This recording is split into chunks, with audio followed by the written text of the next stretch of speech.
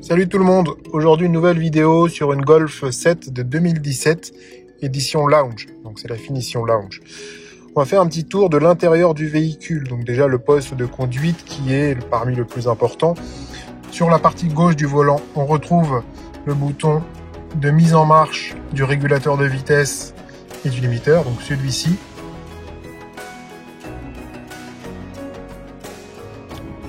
Il apparaît en bas à gauche. Merci. Là, vous avez le bouton mode. Vous appuyez dessus.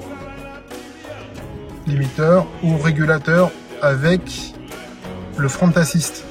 C'est-à-dire, une fois que l'option est activée, ce petit bouton du milieu, vous le sélectionnez et vous choisissez la distance de sécurité, donc de freinage automatique du véhicule. Ici, plus court, moyen et très court. Uniquement avec ces deux touches-là, plus et moins. Au milieu pour désactiver complètement l'option.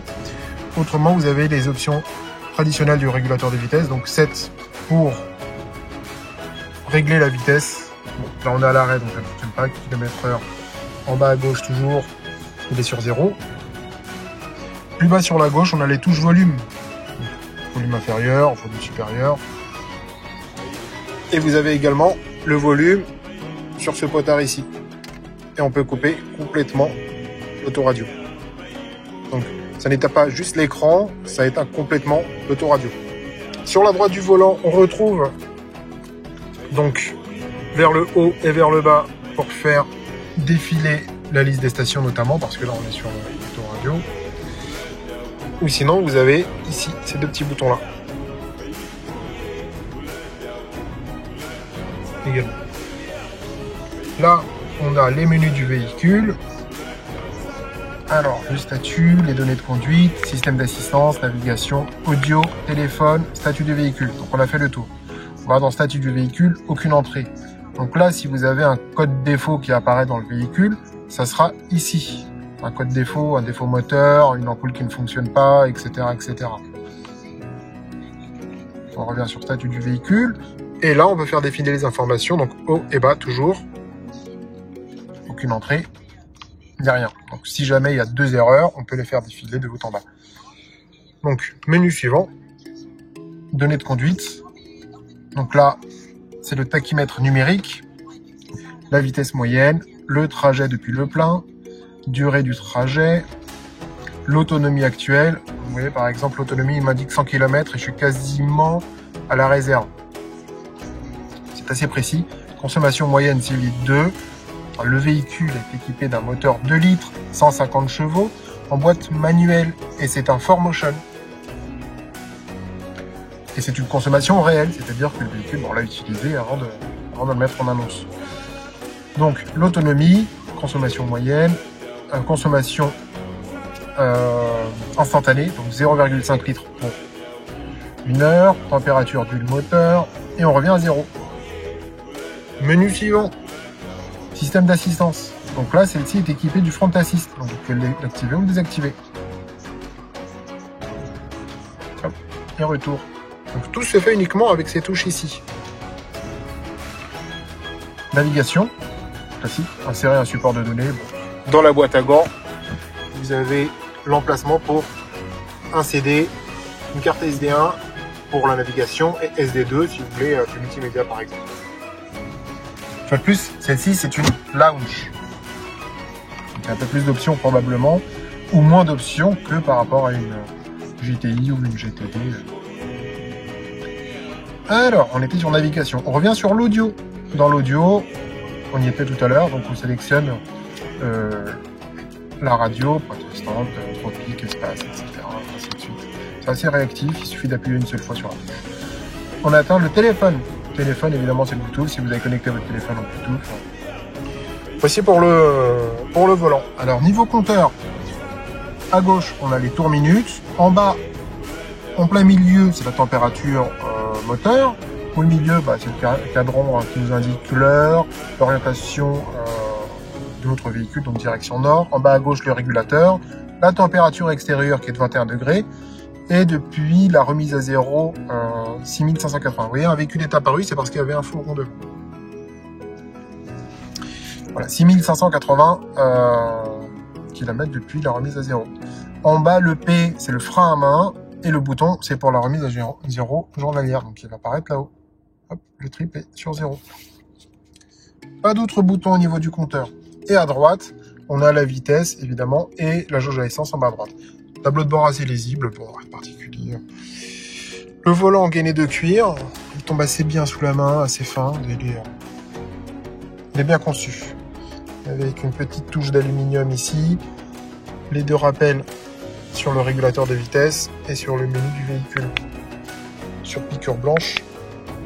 Alors sur le commodo de gauche, on a ce petit bouton latéral. Quand on le sélectionne, hop, ça nous remet le raccourci du front assist. Alors celle-ci est équipée uniquement du front assist. Il y en a d'autres.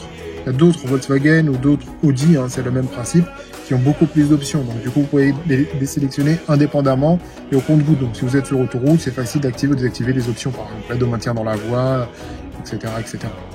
À gauche, comme toutes les Volkswagen depuis bien longtemps, on a le feu, donc à gauche, correcteur d'assiette. Donc si le véhicule est chargé, bah, vous tournez, ça quasiment tous les véhicules ont, hein, d'ailleurs tous les véhicules ont ça. Quand vous êtes sur 3, c'est que le véhicule est chargé avec des balises, des passagers, et donc le bec du véhicule, l'avant du véhicule va éclairer vers la lune. Alors évidemment, là, quand on était sur 3, les phares redescendent et éclairent correctement. Après, c'est à vous de juger selon le poids dans le véhicule. Et 0, bah, c'est quand le véhicule est vide, enfin quand vous êtes seul dans le véhicule, ou 2 passagers éventuellement. Commodo de droite, c'est les essuie-glaces. Particularité, sur le dessus, on a une petite gâchette qui nous permet d'accélérer, de réduire la vitesse des essuie-glaces, enfin l'intermittence des essuie-glaces. Sur le panneau de porte à gauche, il y a pas, enfin à droite, pardon, côté passager, il n'y a pas grand-chose. Il y a juste le bouton du lève-vitre qui est juste là. Sur l'écran central, on retrouve, comme beaucoup de Volkswagen, c'est le même principe, hein, les Tiguan, les Golf, les Passat. Donc l'autoradio, en haut à gauche pour la radio, l'écran est tactile. Vous sélectionnez la gamme ici, la liste des stations, réglage manuel et les réglages de l'autoradio. Donc la tonalité, scan, touche fléchée, radiologie, radioguidage, pardon, radiologie. Ouais, je ne l'ai pas encore passé chez l'hôpital, à l'hôpital. Donc, tonalité, liste des stations, supprimer mémoire, radioguidage, station, etc., etc. On arrive sur médias. Donc ici, si vous avez connecté en Bluetooth ou alors si vous avez connecté en CarPlay. Donc Apple CarPlay, Android Auto, ça fonctionne très très bien avec un câble USB. Là, vous sélectionnez donc la source, sélection de la piste par exemple, quand vous avez connecté correctement, précédent, play, suivant, réglage. C'est assez basique et assez intuitif en fait, même lorsque vous conduisez, bon, c'est assez basique. Sinon, vous avez toujours les commandes au volant pour changer de piste et augmenter le volume à gauche. Rappelez-vous, à gauche c'est le volume de l'autoradio et à droite c'est les pistes. C'est difficile de... Ils ont bien dissocié, c'est difficile de se tromper. On revient sur Phone. Donc si jamais vous avez mis dans Favoris votre maman, votre papa, votre chérie, qui vous voulez, il suffit de maintenir le bouton et ça appelle le favori. Sinon vous pouvez composer les contacts, les appels. Toujours un menu réglage, sélectionner les téléphones, le Bluetooth et le profil d'utilisateur.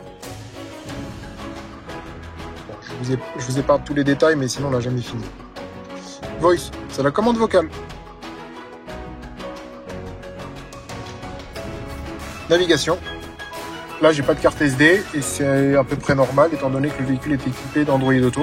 Il suffit de brancher un téléphone smartphone récent avec une connexion internet et vous aurez Waze notamment, Maps, etc., qui s'affichera directement sur le téléphone. Idem pour le téléphone, les communications, etc., etc. L'infotrafic, bon, on peut l'avoir normalement quand vous avez une carte SD, mais là pour le coup il n'y a pas de carte SD.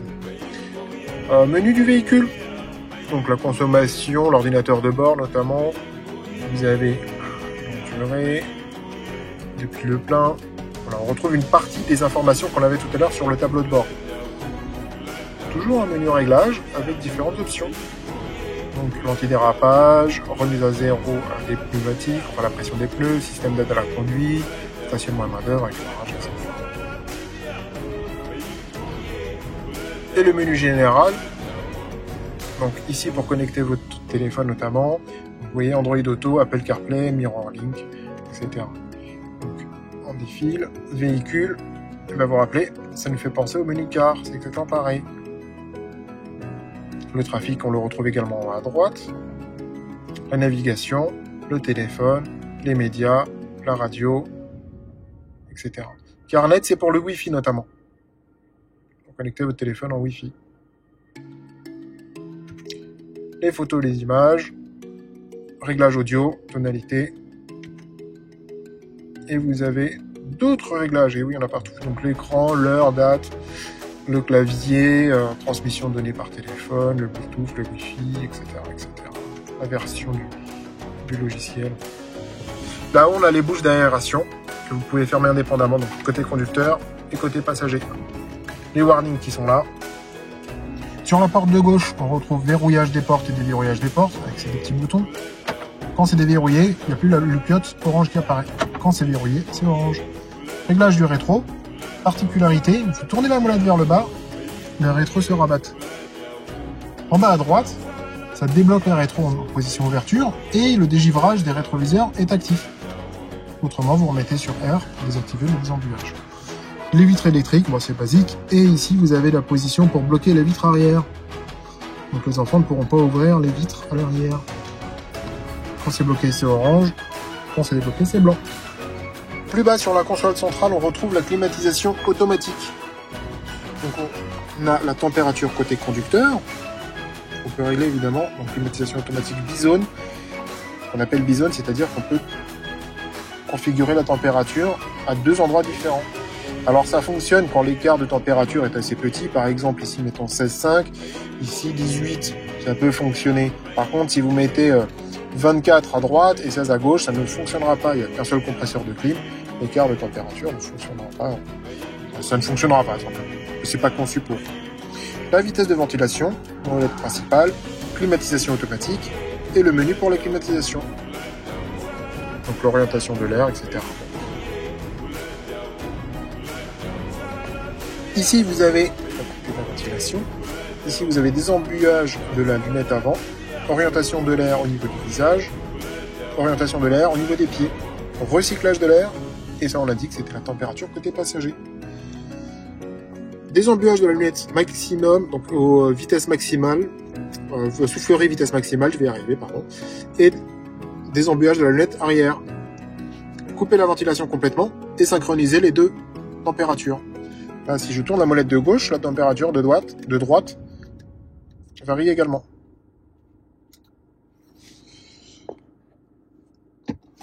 Un petit vide-poche avec la prise USB, prise auxiliaire, ici. Donc, prise USB, prise auxiliaire, vide-poche.